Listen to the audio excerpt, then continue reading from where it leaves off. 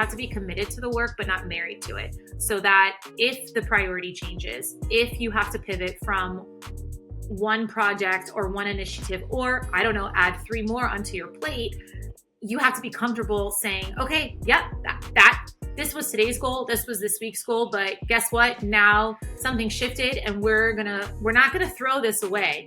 We're gonna pause this or refocus and align over here. I need to align the people strategy to make sure that I have the talent in place to take the business here.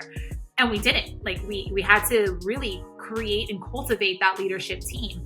And that's not easy always, but it's definitely a strategic piece from an HR perspective, where you have your C-suite and you have your co-founders coming to you and saying, we've done such a great job. The business and the metrics are showing it.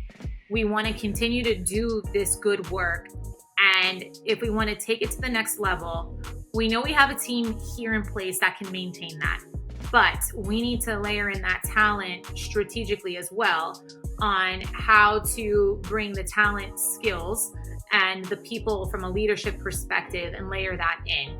And that's a whole other just initiative that you can't ignore. It's never going, especially from a high growth startup. Like that's something that's going to organically happen.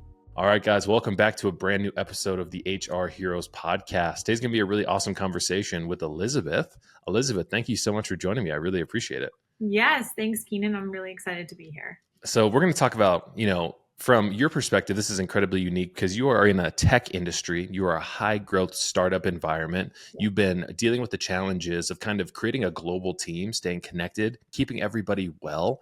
But more importantly, I want to kind of dive into a little bit more of the story of Elizabeth as our HR hero. And we'll talk about some of the amazing work that you do at Thrive DX as well. But before we kind of get into that, I want to ask a human-centric question for you. Elizabeth, how's your heart doing today? I appreciate that. That's a very emotionally intelligent way to start this off. My heart is doing very well today. Thank you. A great morning. Absolutely. And excited for this. Well, I'm excited for you to be here as well. One of the cool things we do in tying our episodes together is our previous guest wanted to ask you a question to get us started here. Okay. So your question is, how do you feel social media is impacting employees, the job market, HR, and is it introducing any type of new challenges into the workplace? Wow. Okay. So that is a multifaceted question with a lot of different answers. So at its core, I view social media as a tool, right? And with any tool or resource that you have, there has to be some, I would say, guidance in using it, not only just as an employee, but also as an employer as well. So from an engagement perspective, it is a phenomenal tool just to, I would say, harness your internal employees together to follow what the company is doing and what they're sharing externally. So that's really cool to kind of bridge that gap from the internal and external perspective. As it pertains to, let's say, recruitment and, talent acquisition and whatnot, there's a whole world that you can tap into from a social media perspective and just creating almost like a bolt-on brand of talent at, whatever company, you're working for. And you're able to create your employer voice and be able to share that, on a social media platform. So I think it could be extremely and incredibly useful in that regard. When you talk about, the employee perspective, right? How are you governing yourself, as an employee? Are you representing the company? We've had to do a lot of I would say training and just kind of reminders and learning on you're not a representative of the company and that you're not a company spokesperson. However, we want you as an employee to be an ambassador of sorts. So you can engage, you can like and follow, and you can also share feedback. However, you can't speak on behalf of the company and you shouldn't necessarily answer as if you are doing that. So there's that side of it. We've had situations, which I'm sure a lot of companies have, where, coworkers get close with one another. They, connect on social media. They see things that they're maybe not supposed to see. They're, just things in general about people's personal lives. We've had to, like I said, like reiterate through a couple of trainings and just reminders and policies on your social media is yours, and it should stay on your personal side of your life, not necessarily the professional side of your life. So let's try and not have those two areas overlap as best as possible, especially from a political perspective, too. It's been very interesting to navigate. But what it boils down to, I would say, is, knowing what you want as an organization, what you want to achieve with social media, and what you're willing to, I would say, tolerate and accept. So if, as long as you make a clear stance on it, as an employee, your personal time, those are your personal networks and platforms, absolutely, you can go do, whatever it is also on your own time. When you are interacting either with a company post or on behalf of the company, then this is where you need to kind of govern yourself accordingly with these parameters and these guidelines, and take this into consideration. So we've done a few social media trainings, and when you work for a public company, it's a whole other set of, of things and criteria you have to follow. But I ultimately view social media as a tool. And with any tool, you just have to train and educate your employees on how they should be utilizing it. I mean, I think about it, it's a really interesting conversation because it seems like the world between our personal lives and our work lives is sort of blended or, Yes. meshed, if you will. And so Yes. it's really interesting to kind of think about your digital footprint because although social media and our professional lives are completely different, I think from a consumer perspective, we look to create almost like brand association. Correct. So if I see somebody from my team kind of ranting about the political landscape, I would naturally associate that with kind of the organization that they work with as well. And so it's a really interesting time to be aware of all of those little, I would say, strings that you can pull that have impacts on the business. Mm-hmm. And it's a really tough conversation, especially for this younger generation who looks at posting everything on social media. It's like we really have to be aware of what our digital footprint looks like because it can get us in trouble too. Right, right. And especially if the company you're working for is under fire or for whatever reason on social media. So it takes that's a whole other, I would say, spin on how you have to navigate that. And that's where the reminders, I would say, from an internal perspective come in, and like, we have professionals that are handling this. We appreciate, your commitment to the organization. However, this is not your job. Your job is not to put out this fire and solve this problem. We have people that are more than willing to do that for us. Yeah, it's very interesting. So when you mentioned a couple things there, you said talent at, as example, Thrive DX. Do you guys leverage social media to be able to give people kind of like a looking glass into the culture of the organization Yeah. by being able to kind of post things and kind of curate what it's like to work here, the culture and everything like that? Yes. So we don't necessarily do that per se on your traditional platforms of like Instagram or Facebook. However, we do that a lot on LinkedIn. And so from a LinkedIn perspective, which of course, like, that is the apex of, social media and your professional life coming together. So on from a LinkedIn perspective, we want brand traction regardless. Everyone's either looking at LinkedIn to learn about your company, to either pursue your company, to try and sell you something, to join your company, all the things. And so we really try and push engagement through LinkedIn via our employees on the cool stuff that we're doing here. So from an internal perspective, whether we're hiring, we have open roles, or we're doing, internal campaigns. For example, we just did one for International Women's Month.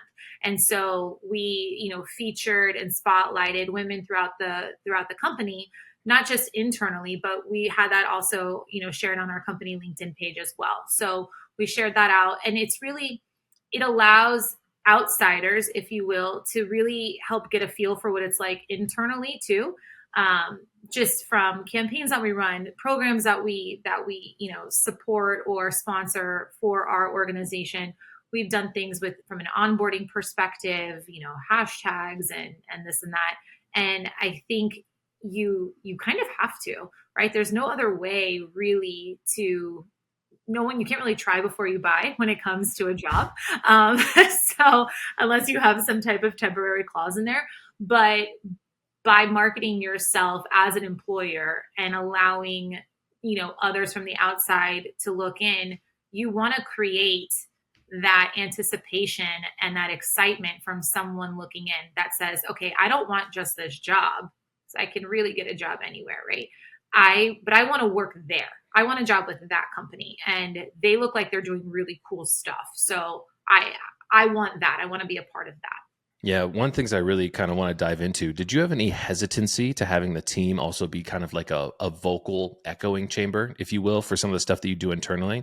My only question to that is, I know a lot of people kind of look at social media saying, "Hey, this is my realm. If I'm an employee, I want to be able to post certain things. I want to be able to kind of share my journey." Did you have any hesitancy from the team of saying, "Hey, we also would love your participation to kind of help you create amplification for some of the stuff that we're doing for like Women's Month and stuff like that?" So flat answer, no. But I will Hmm. say that you have to know your team, right? So, and it's also about knowing your organization. If you have a less than positive culture, right? Or you're having high turnover, if your house isn't in order, you're not going to welcome people into your home, right? So you're not going to put things out. You're not going to put a family picture up of of this, happy family, everyone's smiling when it's complete disarray behind the scenes. So knowing that what we have at home and behind the scenes is not complete disarray, of course we're going to, amplify these campaigns and whatnot. Now, if I were to, walk into a company where it really is a turnaround situation from a culture perspective and employees are not happy and it's just toxicity and there's a lot of room for improvement there, the last thing I'm going to do is try and kumbaya everyone together and create this sense of closeness and fostering this environment by putting it publicly out there on LinkedIn, because one, that's just tone deaf. Two, I'm going to look like a complete and like amateur at what I'm doing.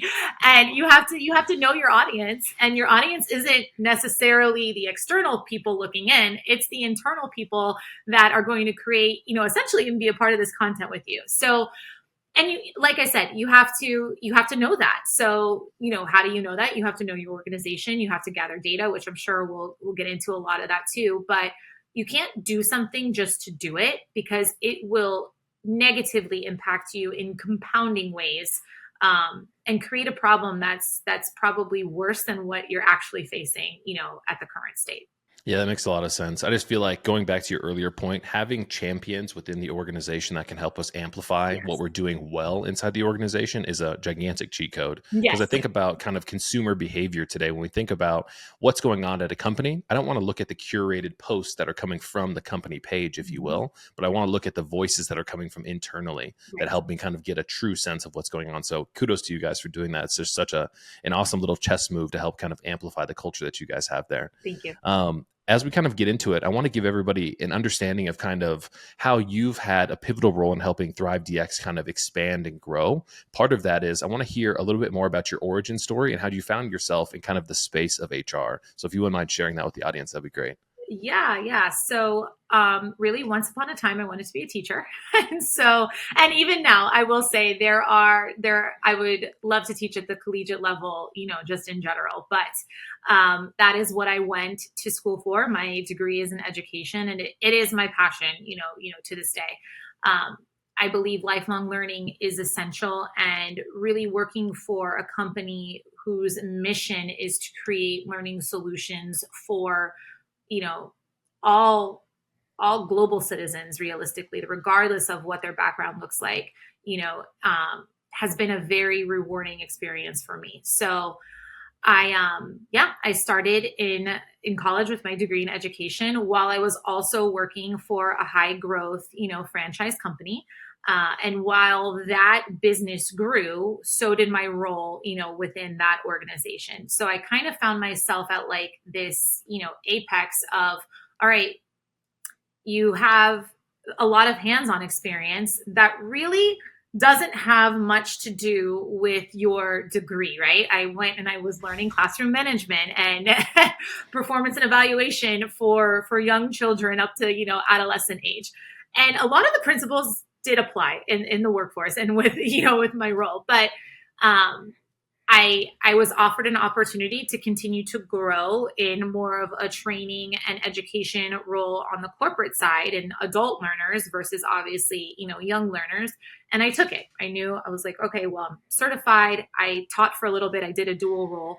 But I always knew I would have, if I ever wanted to teach, I could always be a teacher. If I just woke up one day and hated, the corporate world, that clearly didn't happen. So it was a very rewarding experience. Like I said, I grew organically and in this very much sink or swim hands-on experience. And it was great because sink or swim doesn't work for everybody, but when it does, people really, really grow from that. And from there, my experience led me to not only just grow in my leadership capacity and as the company grew, but in scope and in experience of just responsibilities that I was taking on and wearing many hats. And startups are not for everybody. High growth startups are not for everybody. And I respect the people that will say a startup is not for me. And I can say startups are for me. It works out very well. And just from Why would you say startups aren't for everybody? Talk about some of the stresses that kind of come along with the early stages of explosive growth. Oh yeah. So sometimes, people really benefit and flourish the best when they can have a very clear cut set of deliverables, right? Here's the strategy, here's the plan, here's the actions we're going to take, here's the goals, et cetera, et cetera. And that doesn't not exist in a high growth startup, right? But in a high growth startup, there is not process, there is not procedure, there is not, let's say, a means to the end. In a high growth startup environment, one thing that I will say you have to be just not just comfortable with, but very good at is the pivot. You have to understand that, what you're working on today, and I tell this to everybody, you have to be committed to the work, but not married to it. So that if the priority changes, if you have to pivot from one project or one initiative, or I don't know, add three more onto your plate, you have to be comfortable saying, okay, yep, that this was today's goal, this was this week's goal, but guess what? Now something shifted and we're not gonna throw this away. We're gonna pause this or refocus and align over here. And I'm not going to let that just completely deflate me. I understand that in a high growth startup that every single thing that we're doing somehow, some way is contributing to the bigger picture. Even though I might not understand the how or the why right now, I trust myself and I trust the other leaders and the people that I'm working with to know that it's all contributing to something bigger than what I can possibly see right now. And not everybody works like that. And that's okay. Some people need very clear cut, step by step. This is where we are. This is where we want to be. This is how we get there.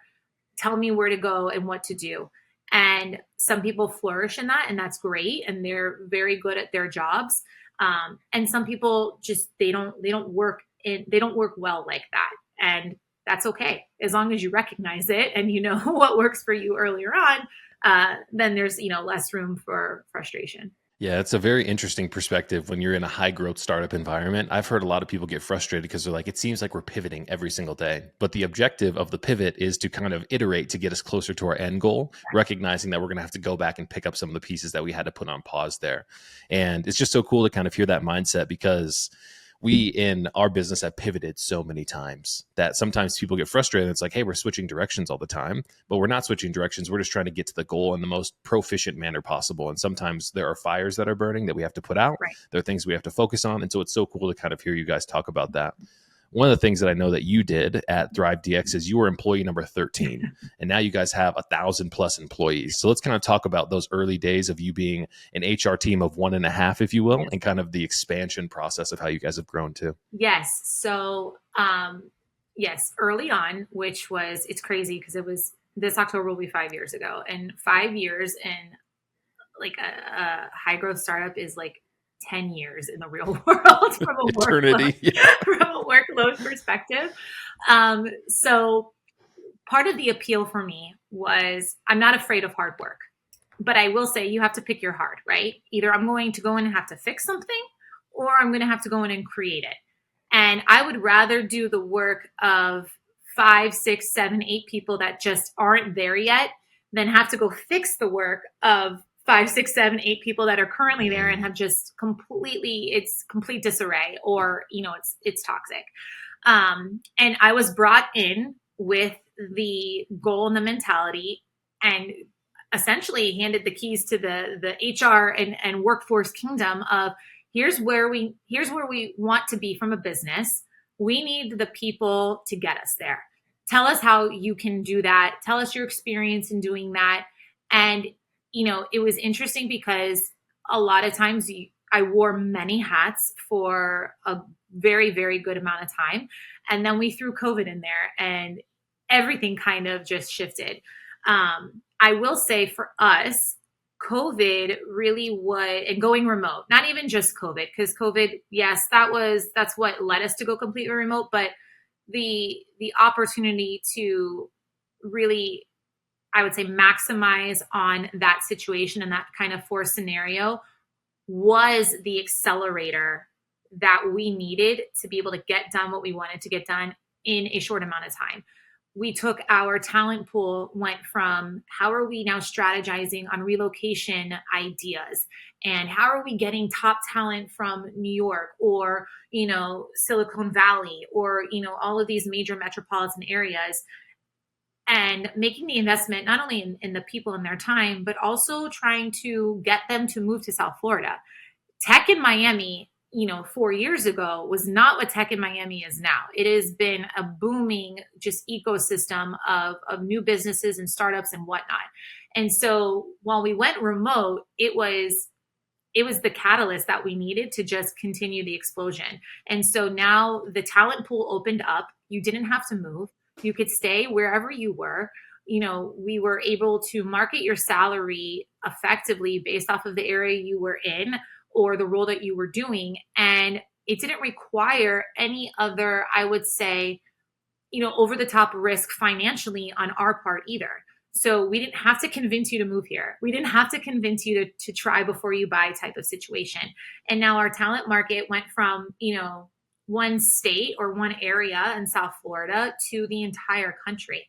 And that was phenomenal. When I tell you that my my calendar was the inverse that it is now. I had 4 days. I was interviewing 5 days a week. I mean, I had to go to the team and I was like, guys, I can't do my day-to-day job if I'm constantly interviewing. So I was like, I just need one day of no interviews so I could actually like get strategic work done, project management Wow. stuff done. Right.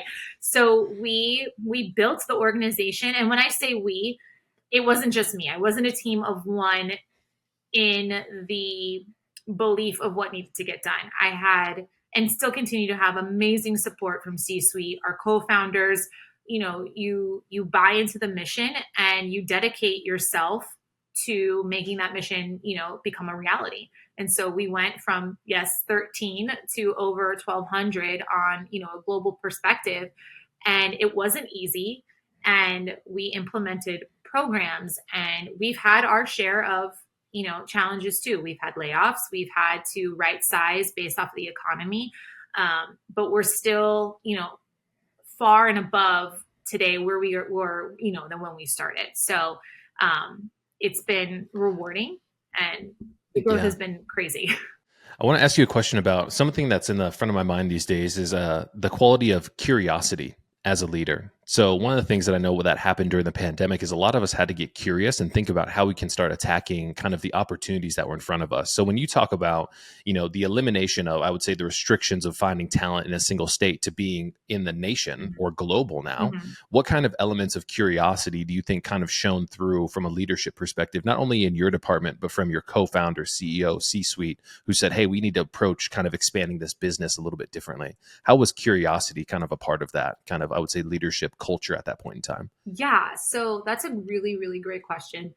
Um, from from a curiosity perspective, and being completely honest with you, a lot of it was the the capacity of the unknown. Like, we don't know what we don't know yet. And so we absolutely viewed it as a learning experience on our side too. And so from that, and a lot of recruiters will tell you this, and any hiring managers will tell you this, like, even if the person is not a good fit for the role or for the company, we're going to learn. We're learning as much about them and their experience as they are learning about us as a company and what we want, from their role to how that's going to translate in our world. And so we learned so much. I can't tell you how many times we've gone back and we've been like, okay, well, let's revise the job description just a little bit because I'm seeing this or I'm learning this. And we've had to curate, certain things to meet the needs of just what's out there in the market. So we really got a deep dive on one, different geographic areas on what people are expecting. There's also, 5 different generations in the workforce now. And so we were, and conceptually, I know that, but translating that upward really is an interesting conversation to have. And that, entrepreneurs and C-suite they're so close to their business, right? And they're like, oh, it's wonderful and it's amazing. And it's like, yes, it is all these things. However, we need to make it more palatable and marketable to the type of quality of work and human capital that we're trying to gain. And so what's great though is that curiosity piece never stopped with C-suite either. So they were constantly, partners of mine in how is this going? How are we doing with this? How are we filling these roles, etc.? And where are we stuck? What can we do different? So they're very open to learning as well. I mean, I feel like that in itself is just such a superpower because in the instance of the pandemic, exactly, when a Wednesday came and the world shut down, we really had to think about how we were going to approach this new landscape of work. And it seems like you guys have been incredibly flexible in kind of understanding where we're going, Mhm. but being flexible enough to say the route in which we're going there is not exact. We're just going to figure it out as we kind of go along. Right. I want you to kind of think about how you can kind of elaborate on the strategic role of HR. Because one of the things that we talk about on the podcast a lot is HR in itself, once upon a time, was looked at as like a business department, paper pushers, policies and procedures, payroll experts, the angel of death. But in order for us to accomplish our big goals, we need a strategic partner at the table, like you kind of referenced, that says, this is where we're trying to go. What people do we need to help us get there? And so let's kind of talk about the strategy of HR and kind of how it's blossomed over the years compared to where it was in all those examples I just gave. Yeah, so it's really interesting. Obviously, the evolution of HR has really transformed from this like compliance focused principles office mentality into that strategic partner, within the business, like you mentioned. And it's been profound and impactful, and it has been a learning experience for so many.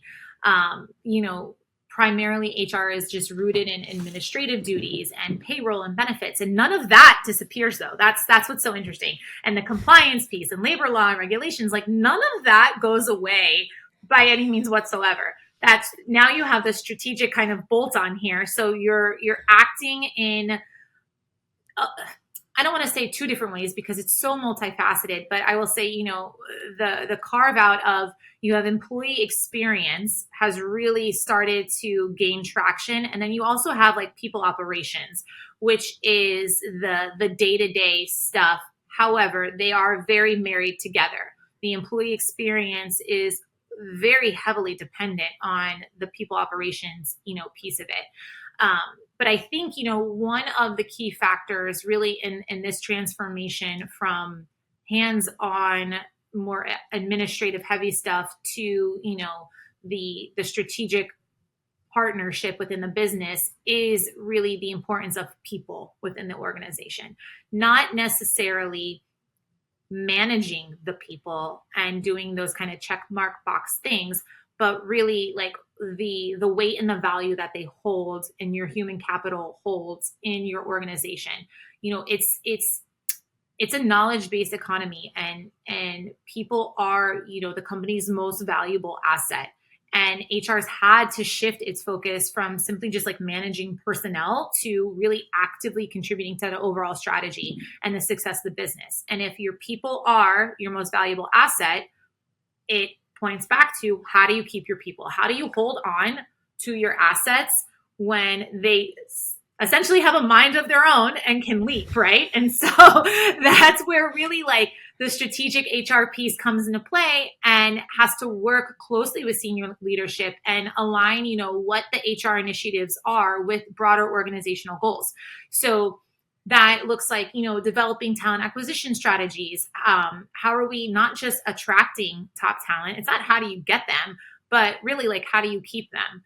And what is keeping people here? We have to ask that question. And I love data. I mentioned this earlier, but also, understanding why you joined us. And so employee surveys from onboarding to, the first 30, 60, 90 is so important for us. We take a lot of that data and just really start to dial down on the details of, so we can learn more on what really brought you here, and then looking at people, that have been in the life cycle and have a little bit more tenure on what is keeping you here, while simultaneously asking, what do you want to see more of? Because it's not, you can't just look at it as a one and done thing.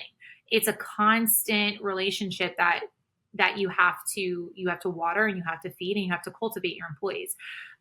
Training and development programs, enhancing your employee skills and their capabilities, fostering, that culture of employee engagement and retention is something that's never going to disappear.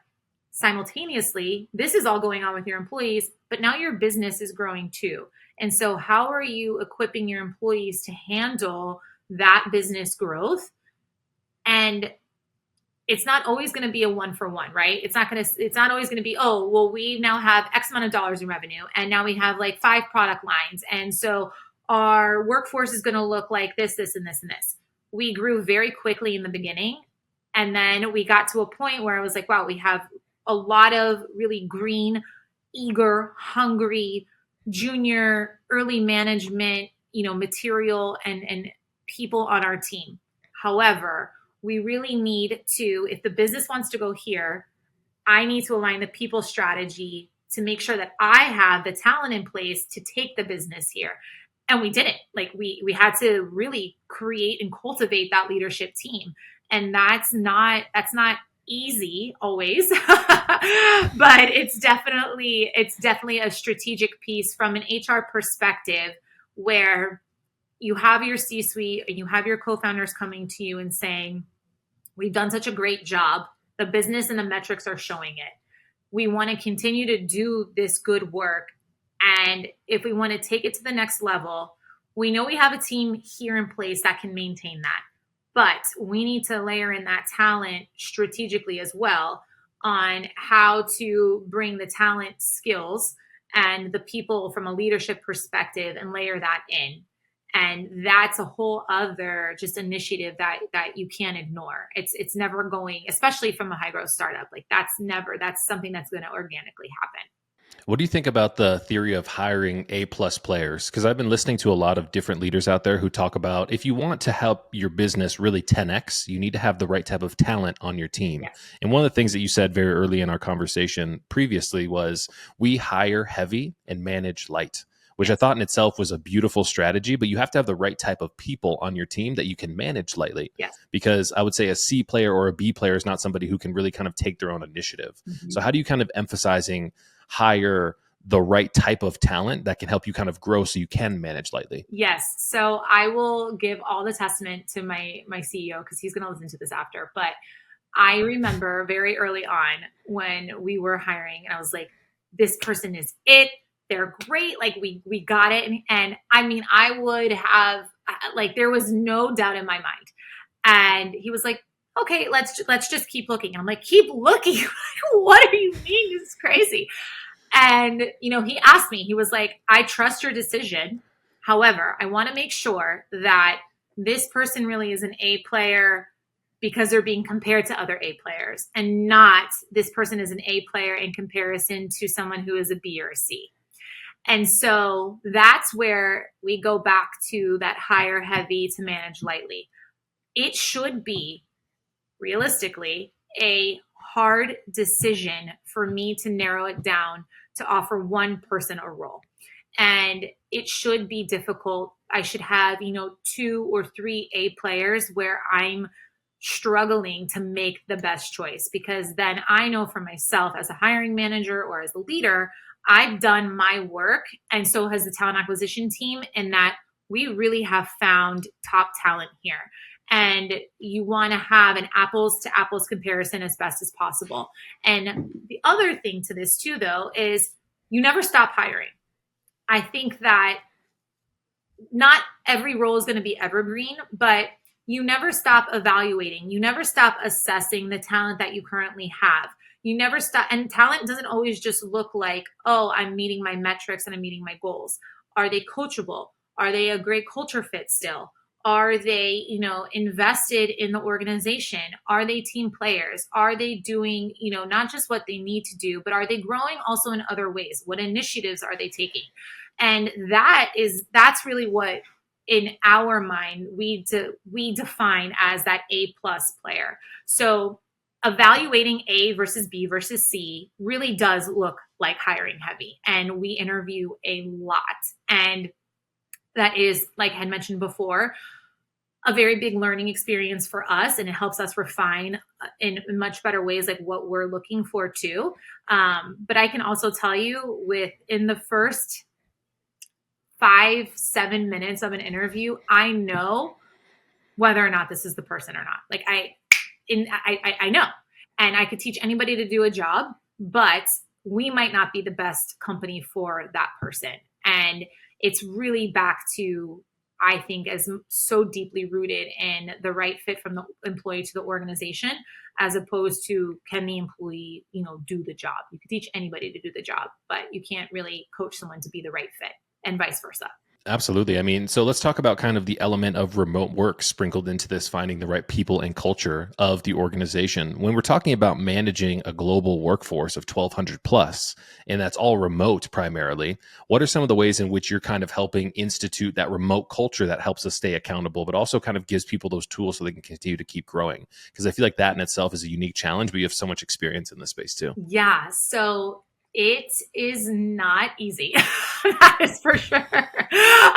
In case anyone's listening and is like, I just want, like, what's the secret sauce to doing it? You have to be willing to accept certain things, and what you would accept in an in-person setting, there's nuances to it. From a remote setting, you also have to understand that if you don't have the resources from a technology perspective in place, it is infinitely harder. I don't want to say it's impossible, because I don't think it is. It will just come at a great expense, and that's probably going to be your sanity, to be honest with you. Yeah. So for us, we started in person and transitioned to remote. So, and then we grew. And so for us, we really had to take all the things that we had created, and now, okay, how do we convert this into a virtual kind of format? And it wasn't a quick overnight solution. We wanted to essentially capture the feeling and the emotion and the camaraderie that you got in person, and how do we replicate that best from a remote perspective? So I'll talk about two things. One is the actual management of the employees and the day-to-day stuff. And then the other piece is the connectivity, the culture, not just the company culture, but the operational culture, which is something newer that we've had to really kind of focus on and set clear expectations. And so for us, how do we operate, to the best of our capability, but also take into consideration some of these nuances that are coming up that we haven't had to deal with before. So that looked like talking about work-life balance, which is, I have a love-hate relationship with that term, because it's not work-life balance. It's never going to be balanced. But Let's talk about that really quick, because I've actually been messing with this idea in my head as well. Work-life balance seems like an impossible thing to be able to accomplish, it is. but I'm so glad you said rather that.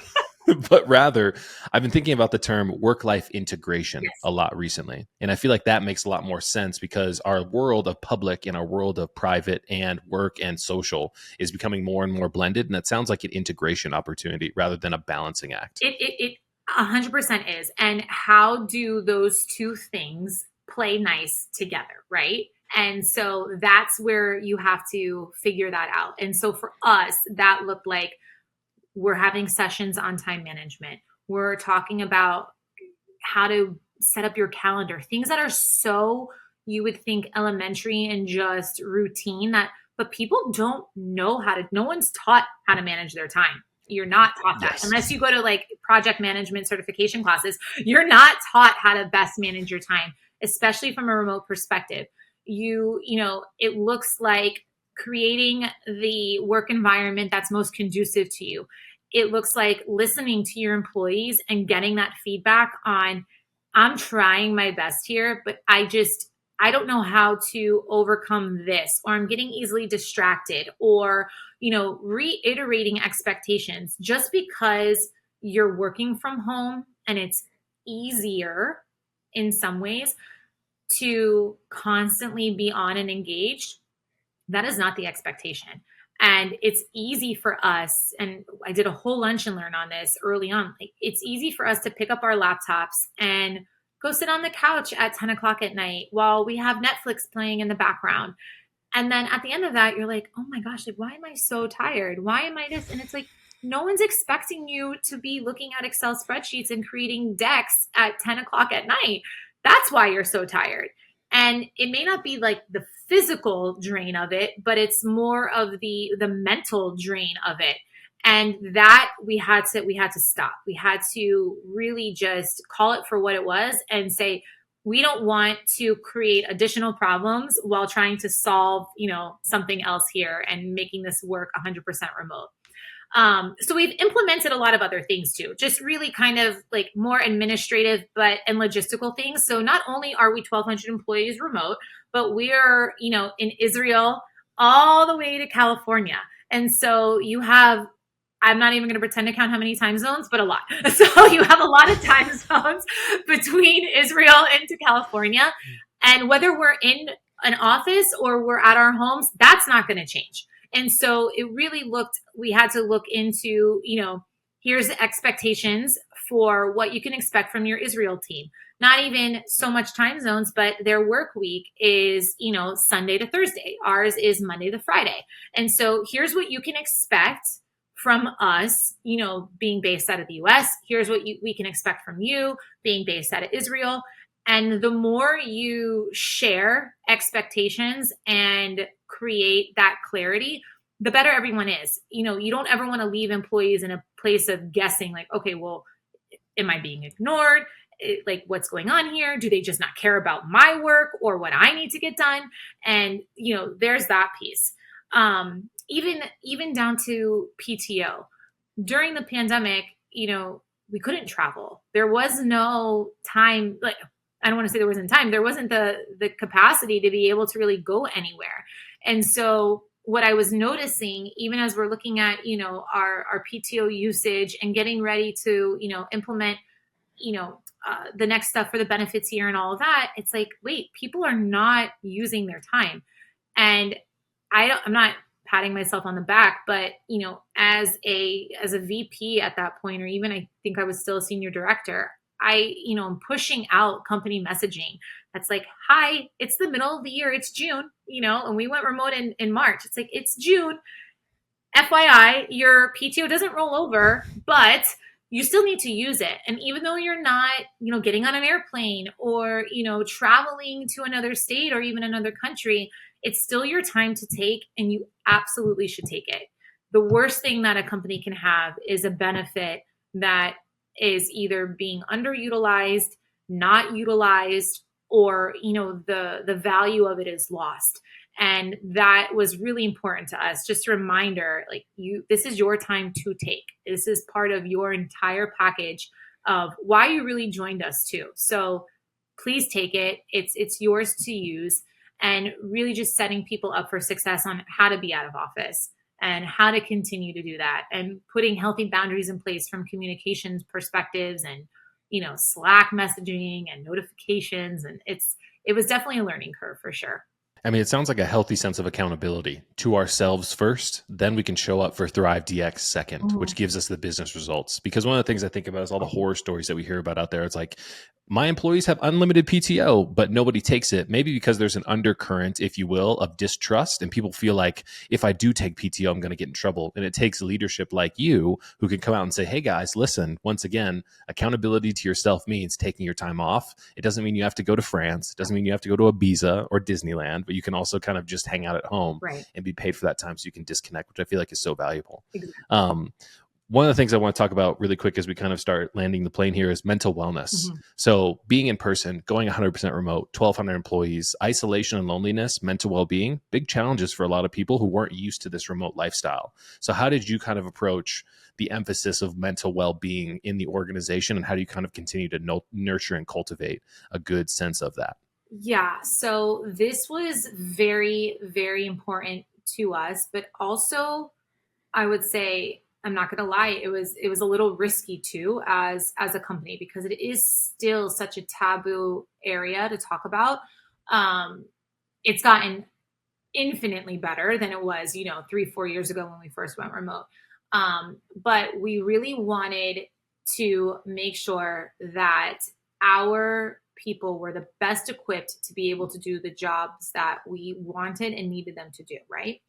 And by really, you have to, I would say, have a good pulse on your workforce. And it's not always easy with 1,200 people. And we were more people at that point.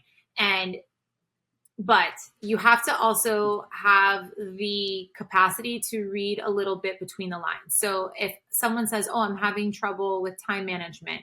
Okay, let's talk about that. Is it really a time management thing? But what does that also, net into? Time management can net into, okay, well, I'm feeling overwhelmed. I'm dealing with things at home. My work life and my personal life is now blended. And so, and to be honest with you, I started with my own challenges that I was facing. I'm an executive working from home. I had a 7-year-old at the time doing now virtual learning. So I'm like, okay, and I'm interviewing, and I was also pregnant with my second son. So it was just like, how A am I? lot. Right. Like, how am I? What would help me help you guys? So like, if I were talking to me, here's the advice I would give myself. And so we really started to, one, look at just the easy stuff, like what's low hanging fruit, right? um Still fostering that connectivity, but also doing it in a way from a mental health perspective that we wanted to just gently land well. So we implemented, mindfulness sessions. We connected with third party providers on, we did chair yoga. We did, meditation exercises too. And it was all optional. So we we hadn't branded it at the time like we do now, because now we have a whole internal branding on healthy minds that thrive, which I'll get into that in a minute. But we really were, and I mean, to be completely honest with you, also trying to still get top talent. So we're like, okay, what's all the stuff we could just put in this, like really to maximize the offering here that a lot of companies aren't doing or also can't. Like we're remote. We can't be Google with a foosball table and a beer cart Yeah. on a Friday, which also doesn't land very well with a lot of people anyway. So here's what we can do. And if I can help refresh your mind and your in your body and your from a wellness perspective, why would I not do that?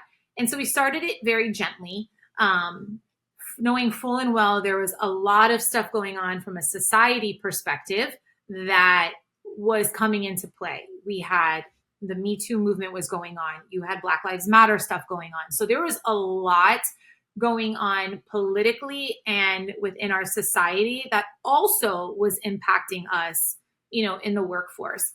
And on one hand, we implemented a lot of those programs, like I had mentioned. And then on the other hand, we didn't shy away from what was happening. We didn't stick our head in the sands. We didn't pretend that, the real world with its real world issues wasn't happening outside of our computer screens. And so while we didn't necessarily support or denounce anything that was happening, we put our hand up and said, hey, we get this is what's going on. We get that this is going to impact some, if not all of you, in some way, shape, or form. And we're not going to pretend to know exactly how it is going to impact you. However, we have this, and this in place for you as our employees because we don't want you to feel that you're stuck processing this by yourself or you don't know how to do this by yourself. So whether that is, employee assistance programs through our insurance brokers and things like that, whether we had, one-on-one leadership sessions like with myself, I hosted office hours, whether people wanted to talk business or personal life. Okay, that's totally, let's do it. We could absolutely do that. Your time with me is your time. Let's see however you want to use it.